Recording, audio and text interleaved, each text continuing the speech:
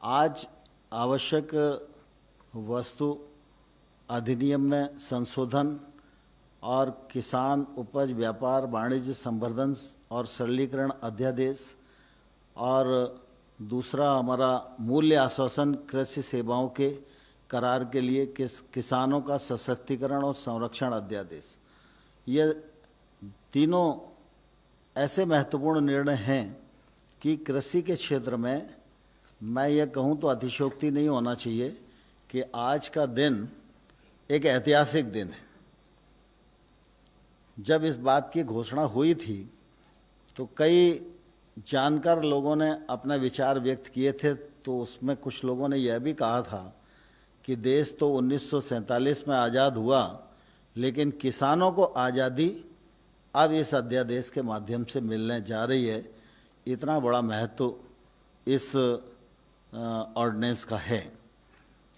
इस ऑर्डिनेंस के माध्यम से सरकार की ये कोशिश है कि किसान पर जो अपने उत्पादन को बेचने के लिए प्रतिबंध लगे थे, उन प्रतिबंधों से पूरी तरह मुक्त किया जा रहा है। मंडियां रहेंगी, राज्य का एपीएमसी एक्ट रहेगा, लेकिन एपीएमसी की परिधि के बाहर जो सारा क्षेत्र है, चाहे वो किसान का घर ही क्यों ना हो, उस घर में जाकर भी कोई कंपनी, संस्था, processing industry, FPO, cooperative sector के समूह, कोई भी जाकर उसको उत्पादन का उचित मूल्य देकर वहाँ से माल खरीदेगा। मंडी की परिधि के बाहर पूरा ट्रेड एरिया होगा जहाँ पर ट्रेड हो सकती है, और इस खरीद और बिक्री पर किसी भी प्रकार का कोई टैक्स किसी सरकार का नहीं होगा, कानूनी बंधन किसी भी प्रकार का नहीं होगा। इससे निश्चित रूप से किसानों को एक तो अपने उत्पादन को कहाँ बेचना, किसे बेचना, किस दाम पर बेचना, इसकी स्वतंत्रता और आज़ादी मिलेगी। और दूसरी तरफ आमतौर पर मंडी में जितने लाइसेंसी व्यापारी होते हैं, एक मंडी में ज़्यादा से ज़्यादा 25-30 लाइसेंसी होते हैं। जब ये खुलाव आ जाएगा तो इसमें कीमतों की प्रतिस्पर्धा में 30 की जगह 300 लोग आएंगे, और जितनी प्रतिस्पर्धा बढ़ेगी वह निश्चित रूप से किसान के लिए फायदेमंद होगी।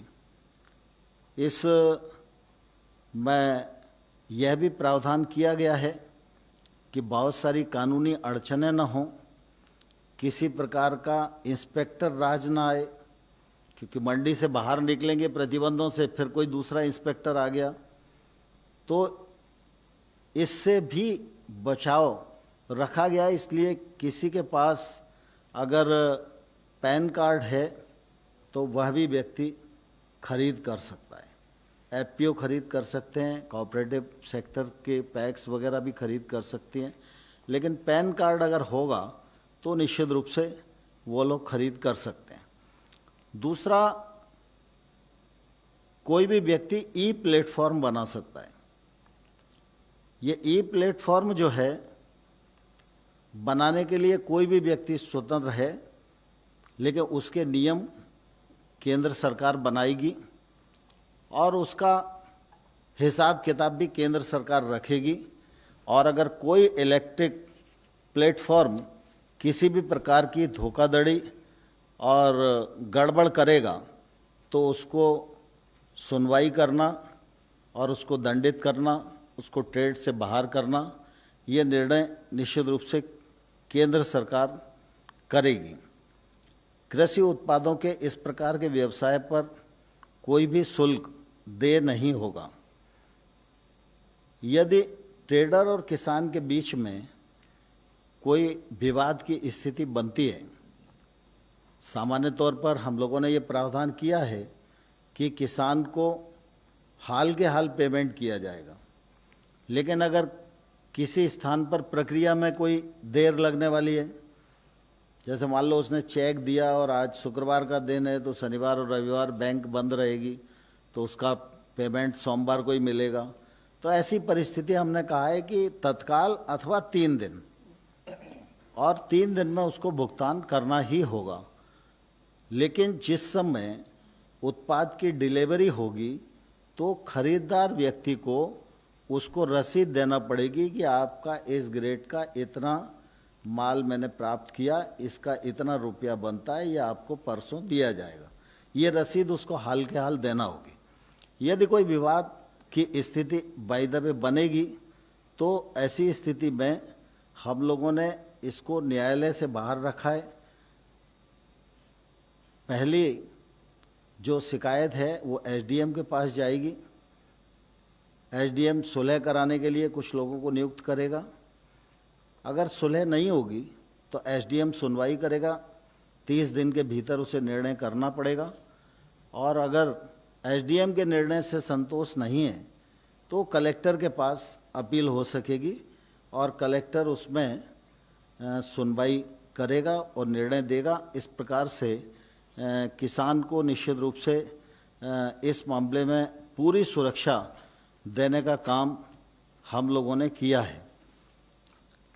इससे किसानों को कृषि उत्पाद के विक्रय में स्वतंत्रता मिलेगी, लाइसेंस राज्य से किसान मुक्त हो जाएंगे, इलेक्ट्रॉनिक व्यापार के लिए सुविधाजनक ढांचा मिलेगा, विपणन में जो लागत आती है, किसान को ट्रांसपोर्टेशन इधर से उधर करना पड़ता है, उसकी लागत कम होगी तो उसकी आय में वृद्धि होगी। किसान अपना उत्पाद मंडी में ले जाने की बाध्यता से मुक्त हो सकेगा, सप्लाई चेन मजबूत होगी, कृषि के क्षेत्र में निवेश बढ़ेगा और एक देश एक मार्केट जैसा प्रकाश जी ने कहा, यह सुनिश्चित करने में यह अध्यादेश निश्चित रूप से अपनी सार्थक भूमिका का निर्वहन करेगा।